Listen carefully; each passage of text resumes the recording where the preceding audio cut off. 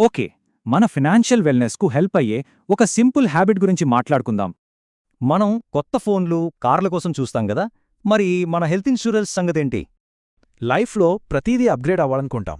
ఈ కోరికే మనందరికీ చాలా కామన్ కదా. అయితే మన ఫినాన్షియల్ సేఫ్టీకి చాలా ఇంపార్టెంట్ అయిన ఒకదాన్ని మాత్రం ఏళ్ల తరబడి అసలు పట్టించుకోం. ఇక్కడే ఒక సింపుల్ రూల్ గుర్తుంచుకోవాలి, ముఖ్యంగా మన పాలసీ విషయంలో. ప్రతి 2 ఏళ్లకొకసారి మన హెల్త్ ఇన్సూరెన్స్ని తప్పకుండా రివ్యూ చేసుకోవాలి. అసలు ఈ 2 ఏళ్ల చెకప్ ఎందుకంత ముఖ్యమంటారా? అన్నీ మనకు అనుకూలంగా ఉన్నాయో లేదో తెలుసుకోవాలిగా. అసలు పాయింట్ ఏంటంటే, మంచి ఫీచర్స్ ఉండాలి, ప్రీమియం తక్కువుండాలి, లేదంటే ఫైనాన్షియల్ ప్రాబ్లమ్స్ తప్పవు.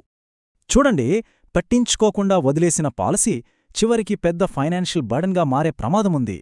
అంటే సేఫ్టీ కోసం తీసుకున్నదే మనకు స్ట్రెస్కి కారణమవుతుంది. సరే, మరి బెటర్ ఆప్షన్స్ వైపు వెళ్ళడానికి మనం ఏం చేయాలో చూద్దాం. అన్నింటికన్నా ముందు మన దగ్గరున్న ప్లాన్ ఏంటో క్లియర్గా తెలుసుకోవాలి. అదే కీలకం.